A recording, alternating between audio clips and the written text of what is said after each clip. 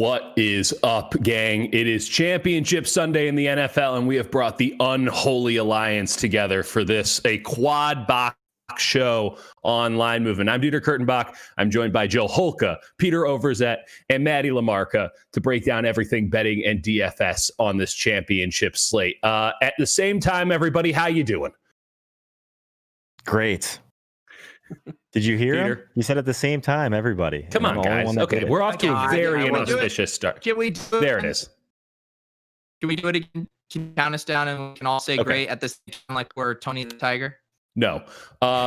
Let's just get right into it. We got so much we got to handle. I thought that it would be difficult to get through, two games and make this thing stretch out. And then you look at some of these props, the ability to overthink this slate. I mean, I think that we're going to have to actually compress what it is we're trying to do, because we could talk this thing out for hours. We'd go right into the opening kickoff. Let's start with the first game. Where else? Tampa Bay, Green Bay. Green Bay, 3-point favorites at home in Lambeau Field. It's apparently snowing. It's all sorts of messy. Tom Brady, Aaron Rodgers.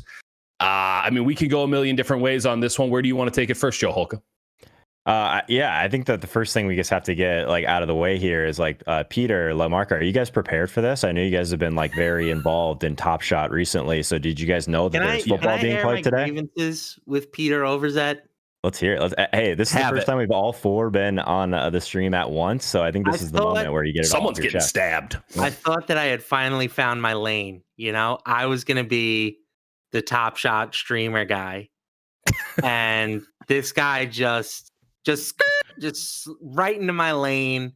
He gets all the cool cats packs. He gets every swinging dick in the industry to come on and talk NBA Top Shot with him. Where's my invite, Pete? Hey, keep swinging your dick around like that. You'll be on in no time. It's got to swing a little lower. Not on this episode, please. I didn't know. LaMarca, I didn't know you were trying to become a Top Shot streamer. I had no idea. You're more of a mid-shot guy.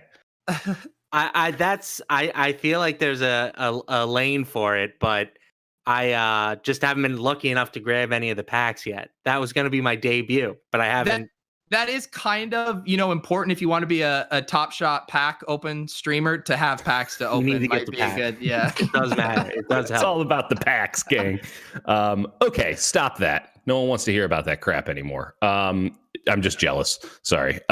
Do we want to talk football? I thought that your lane, Matt LaMarca, was making money off of betting and playing daily fantasy, but I could be wrong. I don't know. What are you thinking about this game? Let's talk betting for half a second, Matt LaMarca.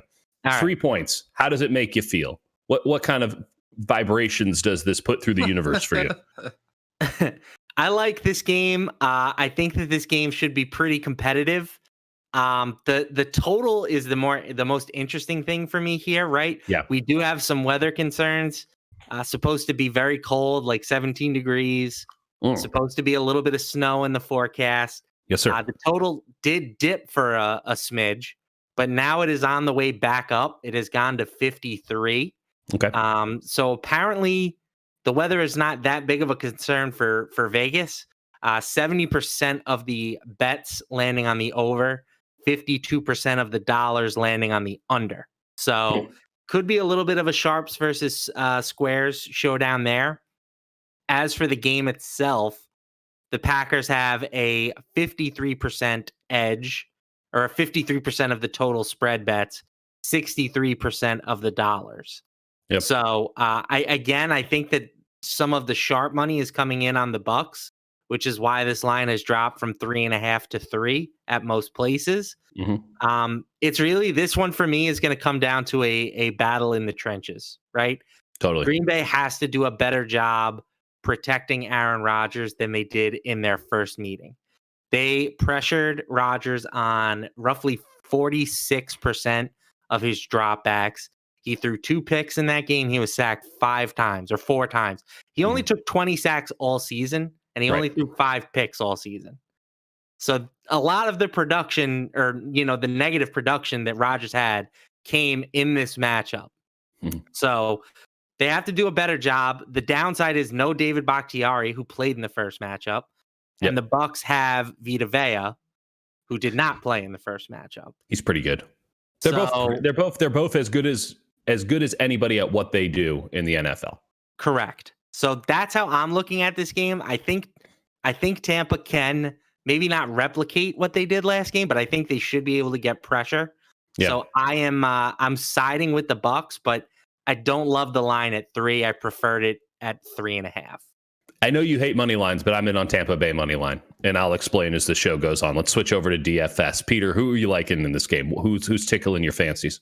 Yeah, I think it's from the whole lineup perspective, it seems like people are generally going to be funneled toward a specific construction, and that's loading up on Josh Allen and the Bills. There's really good cheap value with John Brown, with Singletary, Beasley, and then deciding, are you going to game stack it with KC? Kelsey obviously going to probably be the highest owned play on the slate, or there's some value here on Green Bay. If you're willing to sacrifice Kelsey, you could get in Aaron Jones and Adams. So I think those are going to be kind of the two popular ways, either the full on game stack or kind of picking the best plays from both of those games.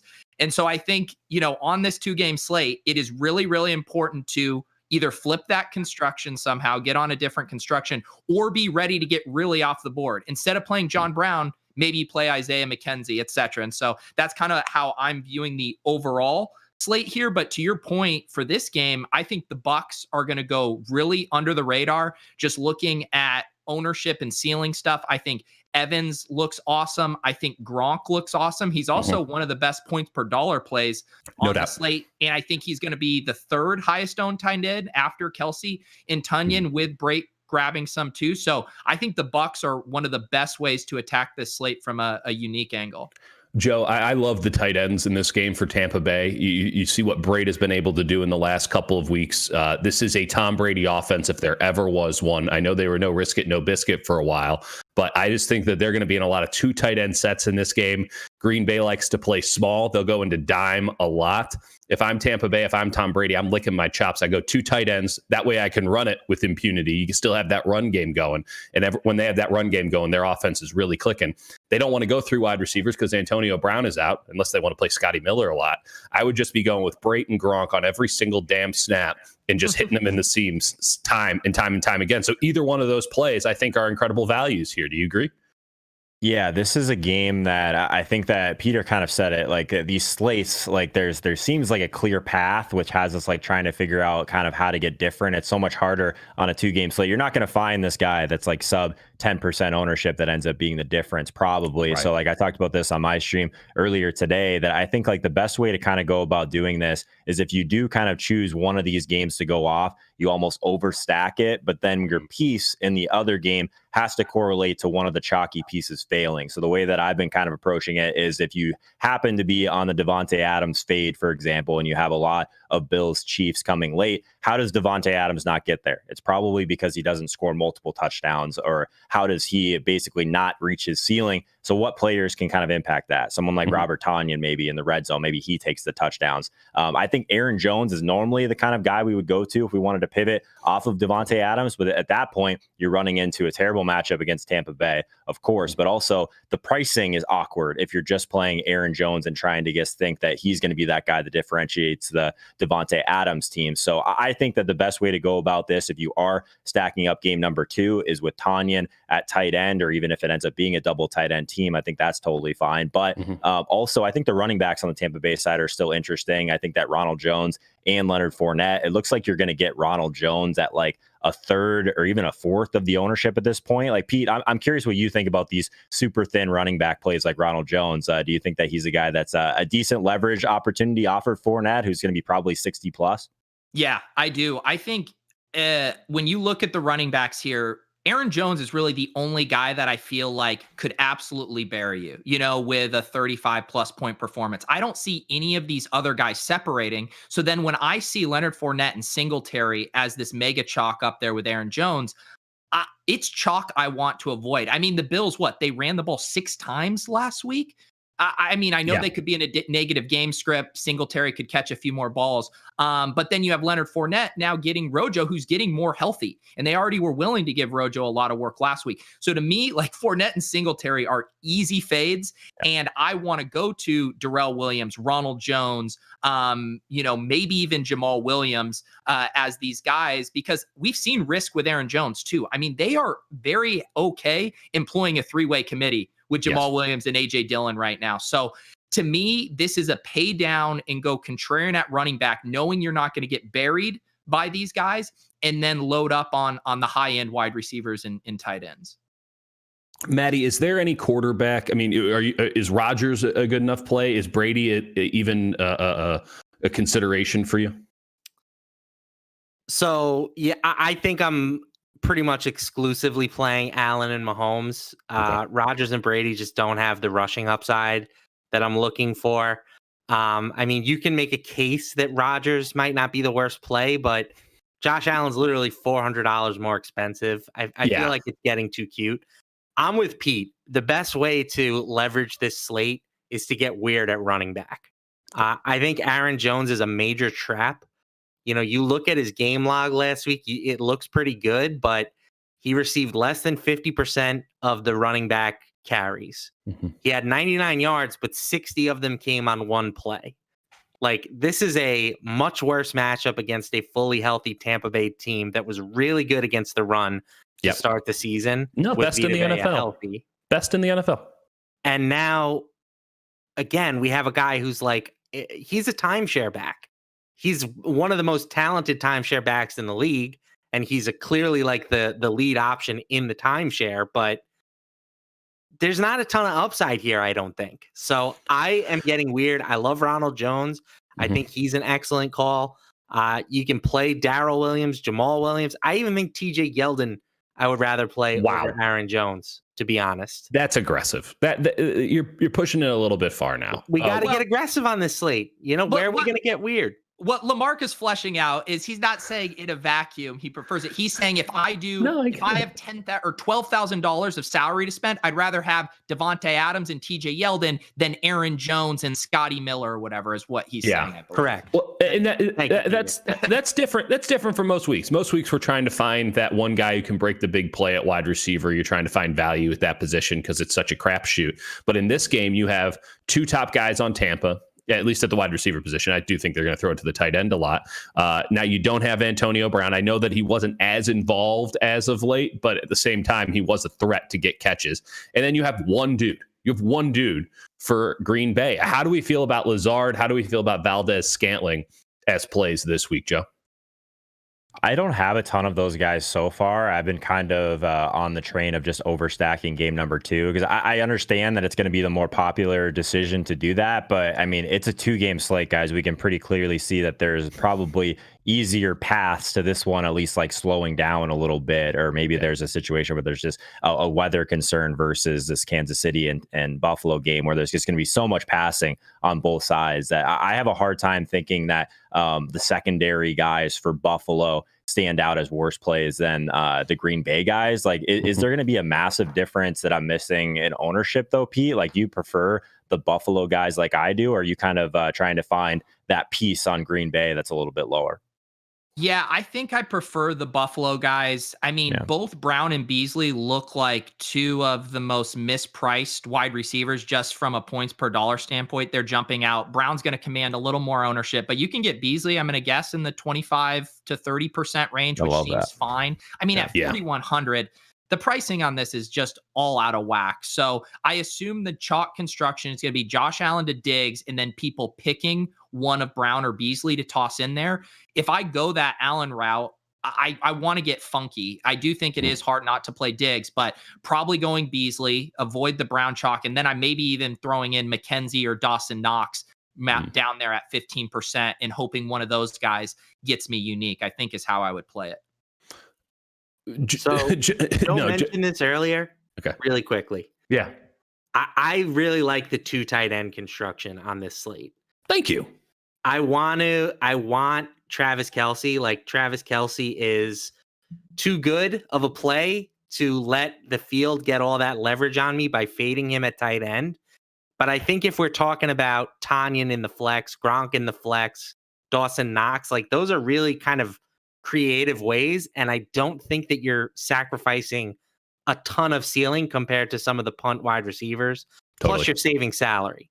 So my general philosophy is to eat the chalk at wide receiver, go weird at running back, and then a double tight end lineup, I think, because these wide receivers are so safe right now. You know, like Stephon Diggs, Devontae Adams, Tyreek Hill, and you can even throw Chris Godwin in the mix. Like the production you're getting from those guys every week is just so solid and so steady.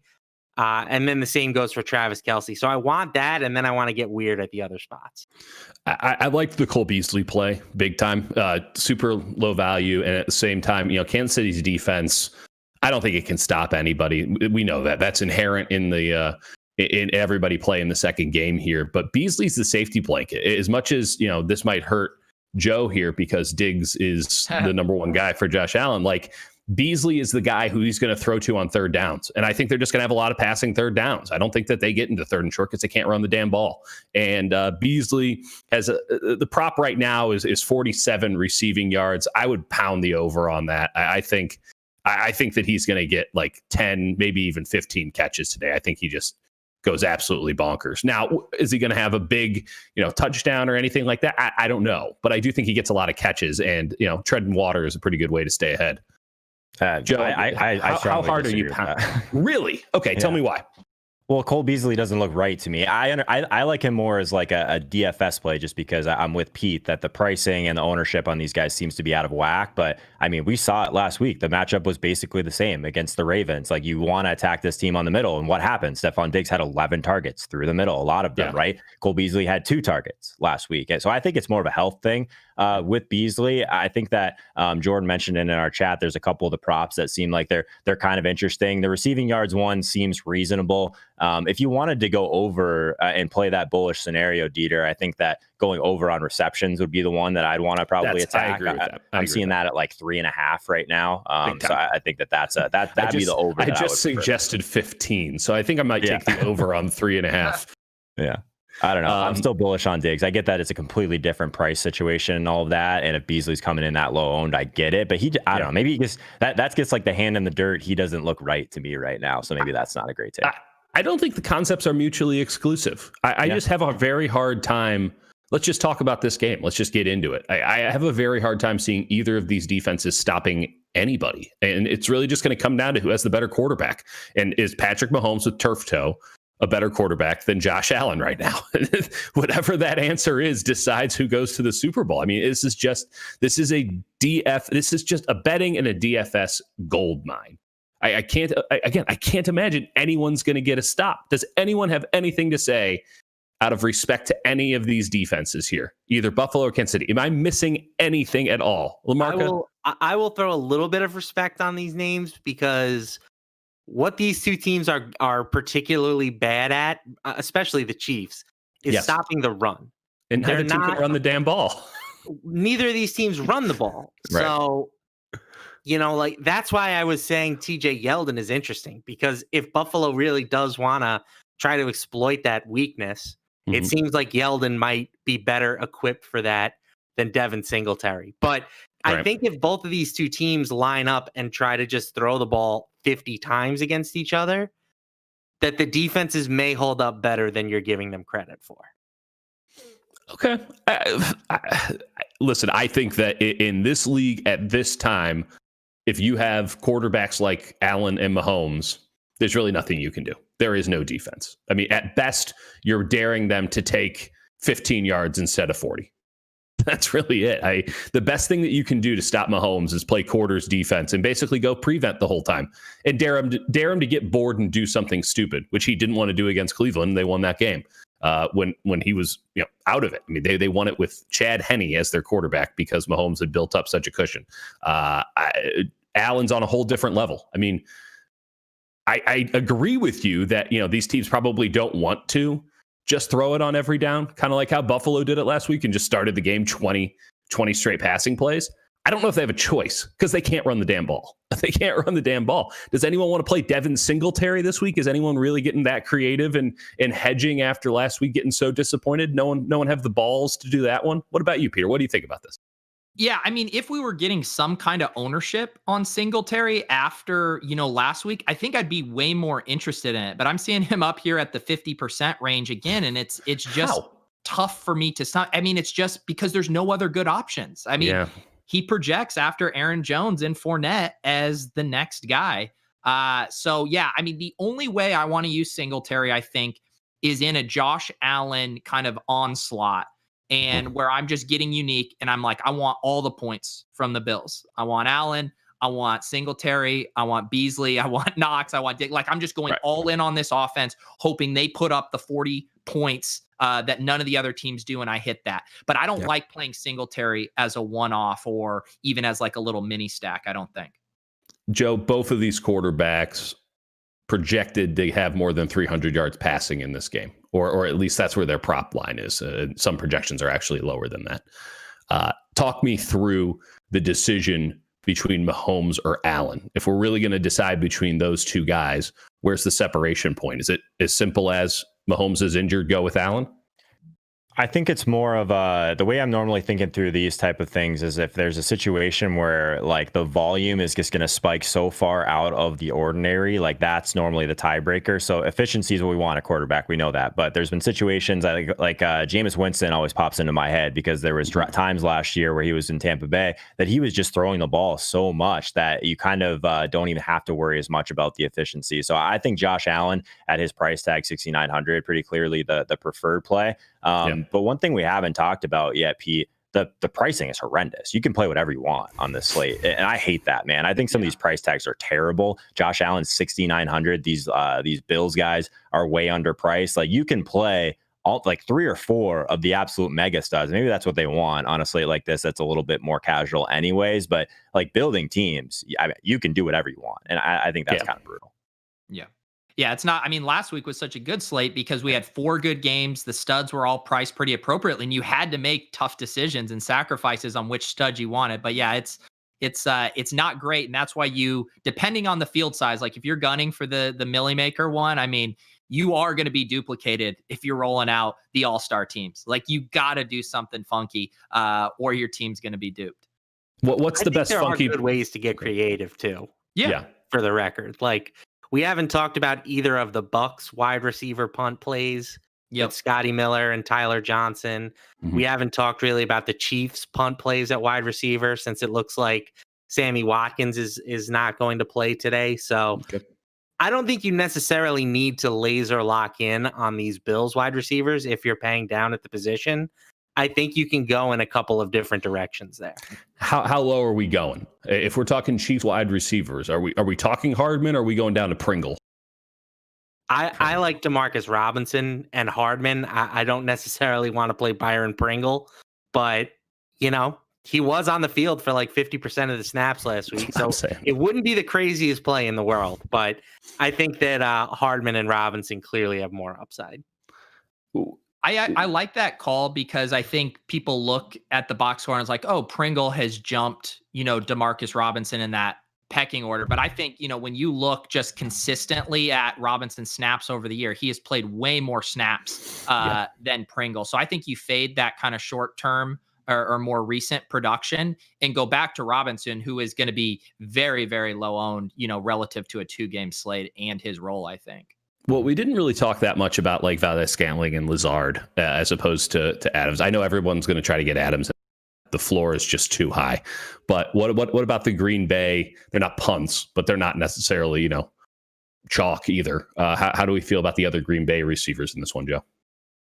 Yeah, like I said, I don't have a ton of them right now. I think that if I wanted to go that direction, like I still I'm trying to figure out if just the fact that I didn't have any Lazard last week is kind of clouding my judgment now. Just like looking at the pricing difference in MVS and the ownership discount, I think MVS is interesting, but it's just not a great spot for him. So I don't know if you're really going to find super low ownership on any of these guys. Lazard's probably still going to be one of those guys that's like plus 30% in our contests, probably even a little bit higher, Pete. So I don't know. Do you have a preference on like the pass catchers for Green Bay not named Devontae Adams? I've been playing more Tanyan than anything, just because if you're loading up game number 2, that seems like the best leverage spot, but I'm not married to it yet, really.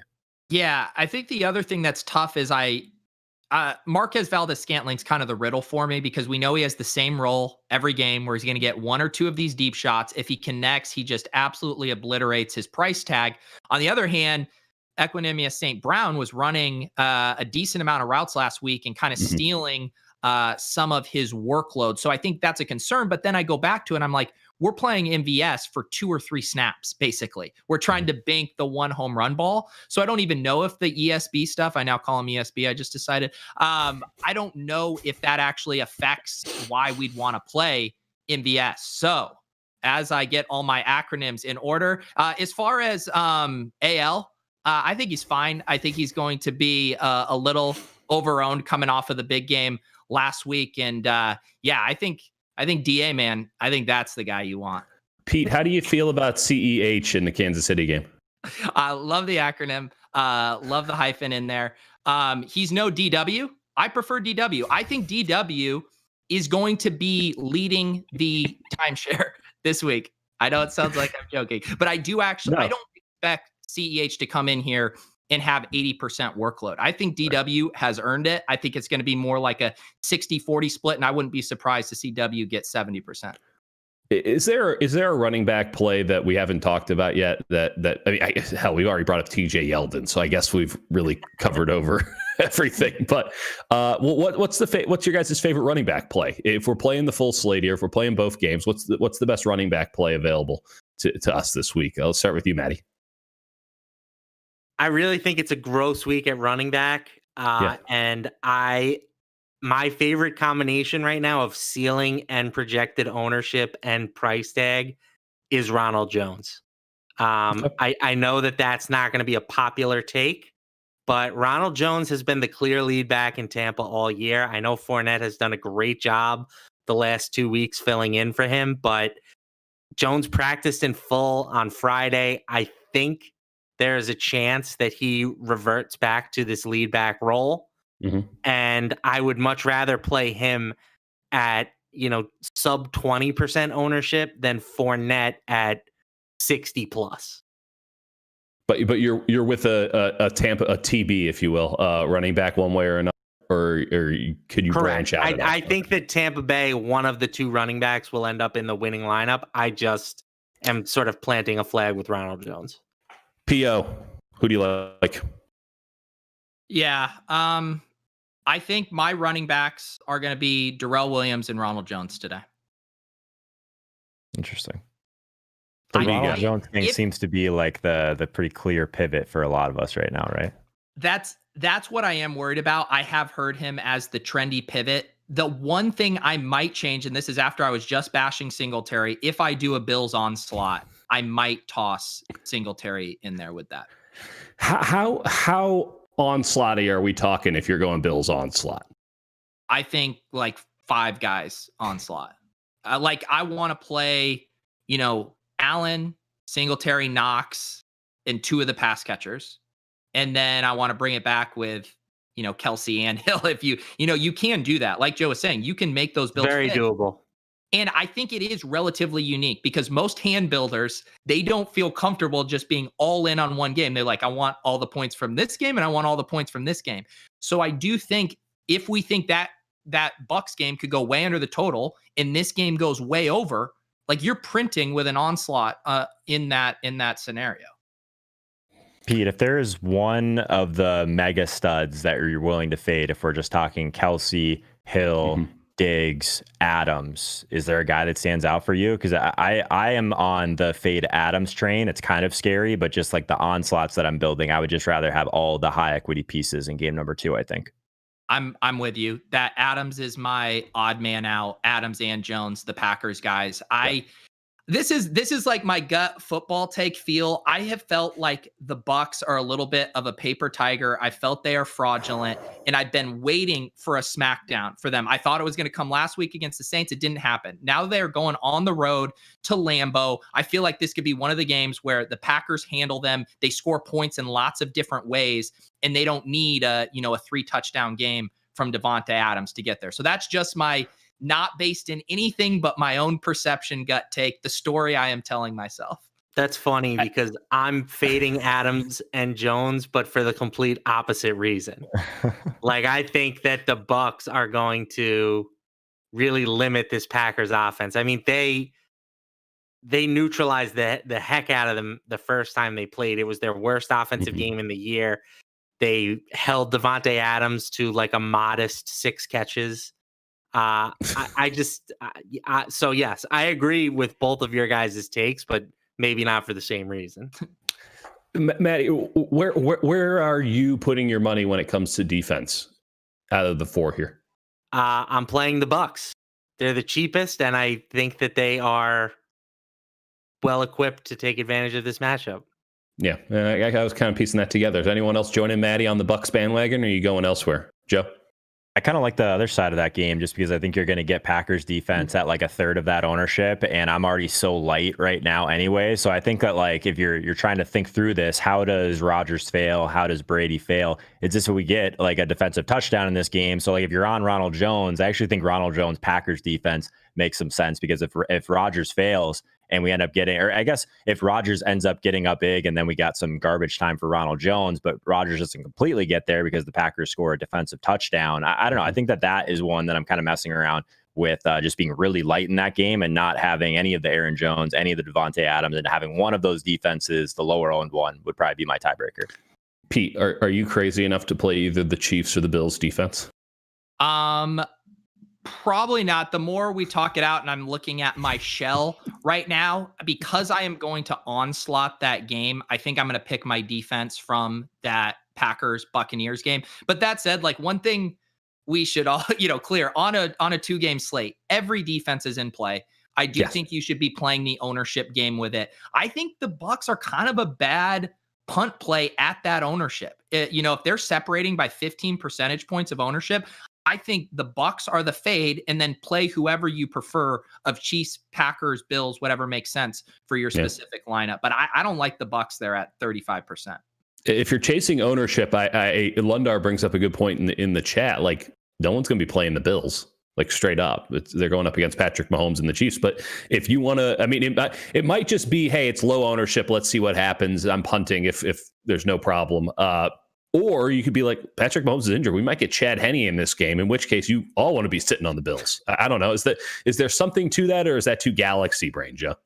Yeah, I mean, I think the Bills and the Packers are going to be the lowest of the four for sure. I think that the argument in favor of the Chiefs being like the quote unquote like optimal defense is, like I said, I think there's going to be so many pass attempts on the Josh Allen side that you're just trying to play that volume game there for some turnovers. I don't know if I'm really on the Bills side of it. I'm leaning towards just having some Packers defense exposure. Maybe you back in to that Tom Brady blow up spot. Like if Pete's right and they've been a little bit fraudulent, maybe this is the spot where Aaron Rodgers doesn't really have to carry that weight for the first time in quite some time, right? So it's not really who's the best play. It's how does this line up where I'm onslaughting game number 2? How does that completely lap the field that played game number 1, but still be a little bit different? So that's kind of a way I'm thinking through it right now. For the record, I'm with LaMarca. I think Tampa Bay's defense is not getting enough shine right now. They can stop the run. And if you put Aaron Rodgers into like a real drop back passing game, it's totally different. It's a totally different thing than when he's in play action. They still run the ball a lot to set up play action. And we can get into a big galaxy brain again argument over if you need to actually run the ball to effectively run play action. But the Packers believe that you do. And that's fine. We can get value in that in some ways.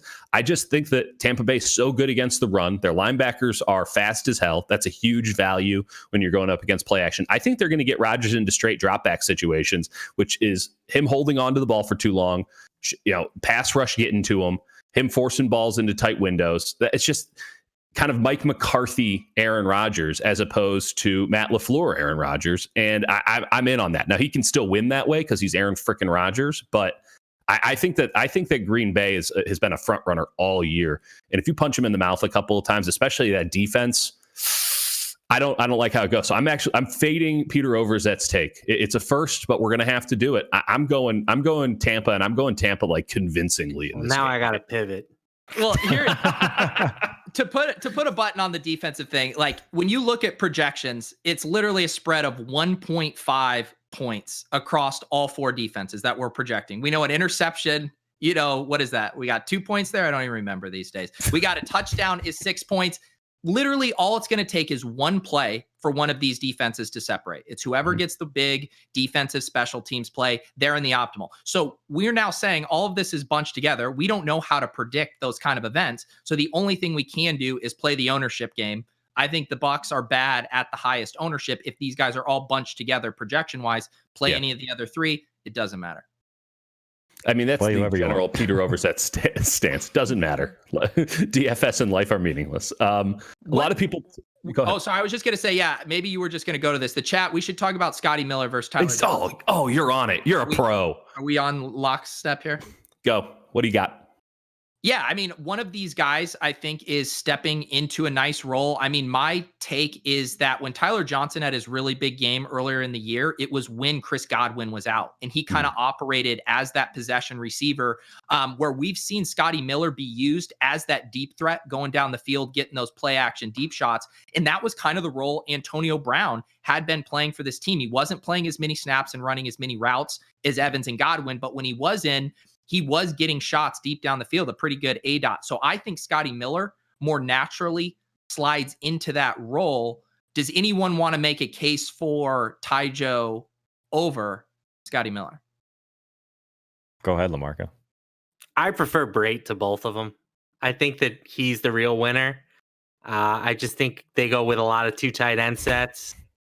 Like Miller and Johnson both have some, like dart throw potential, but I'm not prioritizing either of them. What do you think about it, Joe? Yeah, just looking at like the pricing and stuff, like Ronald Jones, Cameron Brate, like in that kind of range that I would just prefer to get up to Ronald Jones if the ownership's not going to be that much different. So I think that these wide receivers, Scotty Miller and Tyler Johnson, if they end up being like around 10 to 15%, but you can get Rojo at like 5-10% more, I think I still would rather get there. If you can't, I'm kind of with LaMarca. I think Brate's lower than any of those guys. I think he's lower than Scotty Miller. I think he's lower than Tyler Johnson. I definitely take Pete's take there that Scotty Miller, if you're going to make me pick one, just seems to make more sense because I think Godwin is just in an absolute smash spot. And like you said, Tyler Johnson, when he had his game, it was when Godwin was out. So yeah, I think Pete and I are definitely in step on that one, but I like LaMarca's call on Cameron Brate. I think that's sharp. As Bonnie brought up in the chat, the Tampa Bay has been using Gronk more to block. We'll see if that goes, but I think they're, again, in a lot of 2 tight end sets today. Brate has been dynamite for them. I think it'd be silly not to have Brate in the lineup. I would rather have Brate over Gronk. Is that a hot take in any way, shape, or form, LaMarca? I don't think it's a hot take. I prefer Gronk. I mean, Gronk still had 3 red zone targets last week. Yeah, that's talking about, a $200 price difference. But again, like as far as value plays goes, I'd rather play either Tampa Bay tight end than pay more for Scotty Miller or Tyler Johnson. Okay. How do you feel about it, Pete? Yeah, I think, again, if I'm playing, I probably am not playing those guys, the receivers, as one-offs. It's probably if I'm in a Brady onslaught, and I want to toss those guys in and try to get their game against the Lions, where just everyone absolutely feasts. So it's been something Holka and Leone and I have talked about on the Tilt Space a ton, of just trying to limit the number of things you have to get right. It's super hard to hit a 9-leg parlay, especially on a 2-game slate. And it's better to be unique, and it is better to have to get less things right. So I'd rather pick whatever one of these teams you think is going to score the most points on the slate, go as heavy on them as possible. Don't try to have to get everything perfect. What are you thinking, Joe? Couldn't agree more. I think that like there's a big difference between trying to play chalky plays because you can't get away from them, but like just finding like that one differentiator or a different way to build those teams. Like we've heard a couple people in the chat mention like maybe playing Ronald Jones and Fournette together. Maybe you play CEH and you play these different type of combinations that other people won't have. I think that on a 2-game slate, that's the way you're trying to do it. You're leaving salary on the table. Like I think that one of the EV things you can do today is spend the cap or even come close to spending the cap in a large field tournament. I won't be anywhere near that. We talk about it with Showdown a lot, like leaving $1,000 on the table. Like at this point, guys, like everyone is building with the same salary cap, the same games, the same studs. Like there's a chance that the optimal ends up being like that John Brown team instead of Stephon Diggs. Like you build what you think is optimal and you just swap out one of those guys. And if he outscores him and these other stars go off, like you're already going to have a different team. So that's what you guys should be focusing on. Not like this defense is projected for 0.4 more points in this defense. That's like literally the most irrelevant thing of the week. You got to get weird. Joe makes such a good point with that too, because psychologically, say you have enough money to get John Brown as your last piece of a bill stack in there. psychologically, everyone, of course, John Brown. Look, I look at the projections. He's projected for more than 3 or 4 points. But we're talking with a McKenzie or a Beasley or a Knox. I mean, we're talking one play that separates this. It's a lot closer. The projections are more fragile than we think. So if everyone is going to do the one thing and be like, we're so confident John Brown is going to outscore these other 3 pieces, do what Joe said. Pull him out, leave salary on the table, and then just hope that you get that right. And if you do get it right, your reward is going to be so much greater because everyone else did the other thing. Who's your fancy play, Matt LaMarca? Who's the guy who you're going to win with because you're flying under the radar? First, I think we need to address John Doe before he has. Yeah, I was going to ask Joe the question. Let's wait till we answer some other chat questions. Let's wait till we'll answer his last. I don't know. Like maybe we don't feed into that. The easiest way for me not to answer a question is to do a million emojis. So that's kind of. Although I am a fan of emojis, I do like them, but just not in this particular instance. Okay, so it looks like my computer's like about to shut down. You know, when you get like a bad spam thing, or it's like kernel error. It's like you're in the Top Shot Discord and you get these random crypto people DMing you. It's literally what I thought it was. We love you, John Doe. If I add an extra thinking man emoji, maybe this will get his attention. I mean, I think TJ Yeldon definitely falls under fancy play syndrome. Fancy play syndrome. You know, that's like going to be a 1%er on a 2-game slate. Yeah. I'm not bullish as these guys in terms of like leaving a ton of salary on the table. I do agree that that's normally a sharp strategy, but I want 3 of Diggs, Adams, Tyreek, and Travis Kelce in my lineup. I want 3 out of the 4 there. And it's just really hard to leave a lot of salary on the table if you're going to go that route. How much salary are you willing to leave on the table? At what point does it become too much salary to leave? As much as you can leave while still having 3 of those 4 players, that's fine. Okay. Well, LaMarca, I think the difference is if you're building a team, it's kind of like what Pete said. Like if you're staring at John Brown in your last slot, maybe it's Isaiah McKenzie, and then you end up with like 1,200 on the table. You can still play the other side. You said Stephon Diggs and John Brown. That's okay, a difference. That's fair. That's fair. So I think you're looking at more of like the second. Yeah, that's a good point. The secondary player. So like a John Brown to an Isaiah McKenzie, or like a one of these running backs in the flex to maybe like a Pringle, something like that. Yeah, that's like fine with that. Yeah, given the situation at running back and just the way that, you know, tight ends are probably going to have a good game in the first one. Like that's literally 2 spots that you can get cute with. Otherwise, you kind of just have to play where everyone else is going, and you have to probably get really cute with it, right? Like it's almost the cuter the better, just to separate yourself, because so many people are going to have Adams, and so many people are going to have Diggs, and so many people are going to play Allen. Like I don't know, Joe. Am I off base? Call me a newbie. Call me a moron. Do whatever you need to do. I'm so distracted by the emojis in the chat right now. There's so much. You know what? I can't even look at it. Do we want to answer the goddamn question, Joe? Do you want to tell people that cornerbacks matter for us? I don't even know what the question is anymore. Yeah. I will. It's something about Jair Alexander. I shall. They recite want you to the say question. his name. All right. Let's do it, Jordan. For fuck's sake. Someone on this show, answers please. Exclamation point, exclamation point, caution sign, caution sign. With so much 12 personnel from the Bucs, who will be lined up against Alexander the most? Godwin's or Evans? We're not answering this guy's question. I'm sorry, man. If he's going to get testy about us not talking about Jair, then I mean, that's whatever, man. Make your own decisions. That's what we always say anyway. Let me tell John Doe. John, if I knew the answer to this question, I promise I would tell you. I have no fucking clue, dude. Can I put on my prognosticator hat? Yeah. So Jair has played 4% of his snaps in the slot this season. Okay. Chris Godwin runs about 65% of his snaps in the slot. Yeah. So doing some math, I think Chris Godwin sees less of Jair Alexander than Mike Evans. Do I know what the Packers coaching staff is going to do today? I do not. But historically, the math will tell you that Chris Godwin is going to see less of him. The good news is you got the answers to the test before everything filled on DraftKings. So shout out to LaMarca. Like, what the hell is this? This is a free fucking show.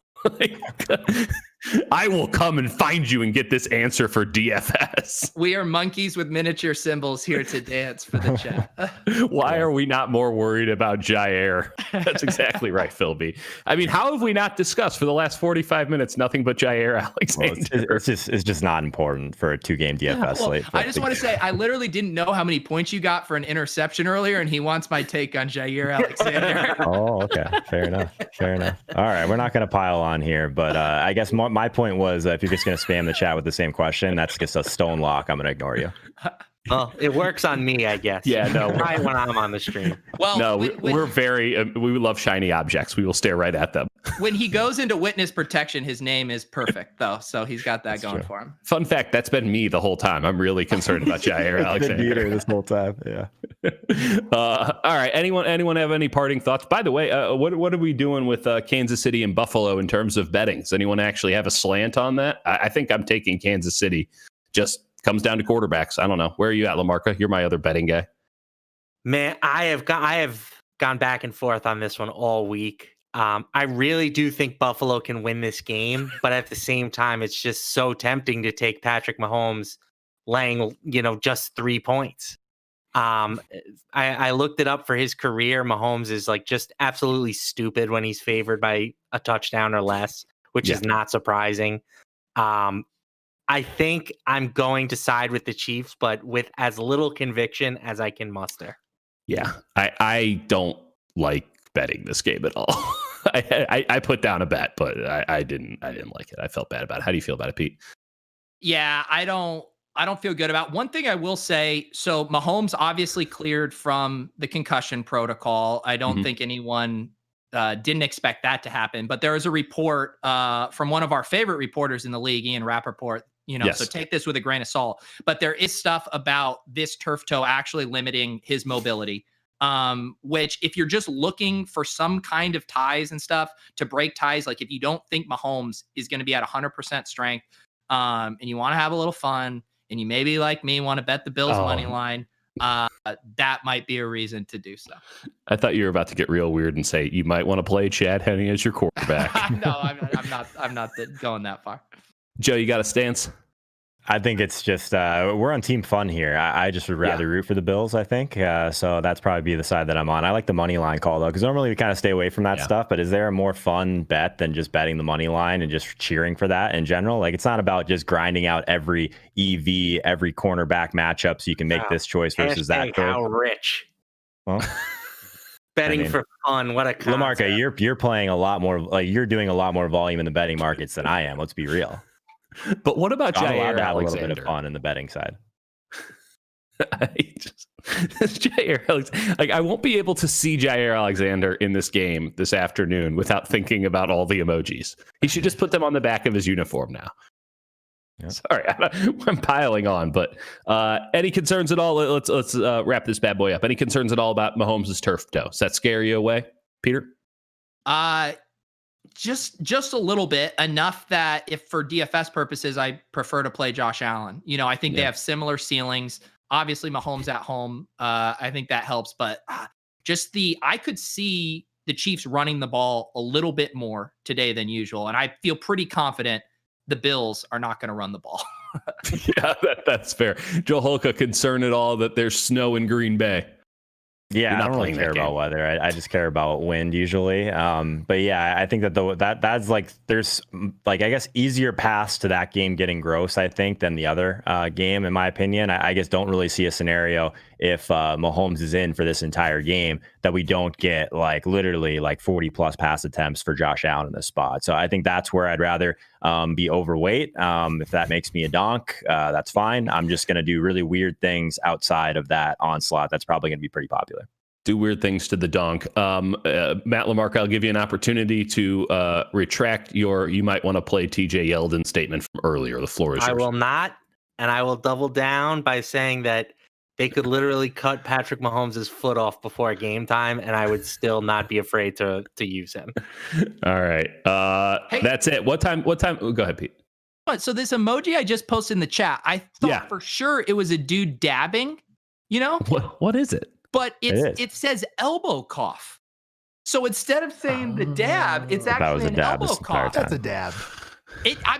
They just changed it. It No, I know, but I'm sure it was dab beforehand, and then they were like, "Oh, let's show how health conscious we are." Can we get a collective dab on stream, please? Is this possible, or could John Doe get that? Or the elbow coughs, all the elbow coughs. Okay, can we all elbow cough on the count of 3? All right, 1, 2, 3.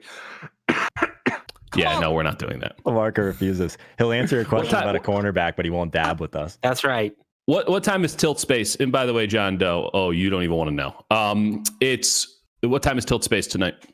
I'll take this, Pete. So no Tilt Space tonight. We decided we were going to let Leone be a true fan, and we also didn't want to take him away from his entire family. I believe he has 18 relatives watching this game at his house. So we were going to let him enjoy that game.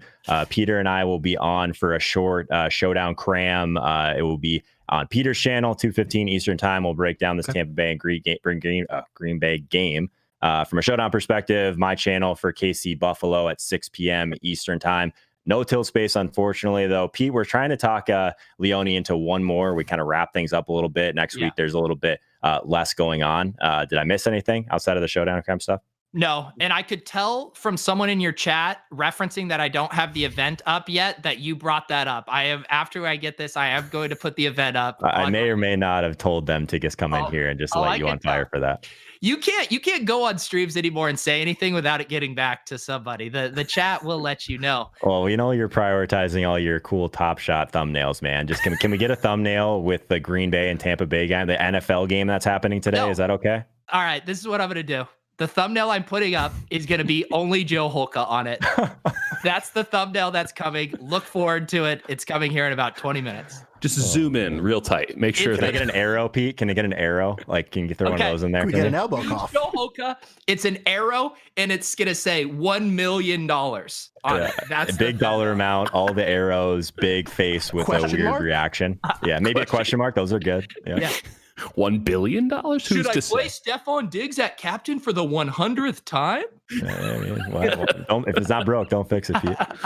All right, let's go open some packs, boys.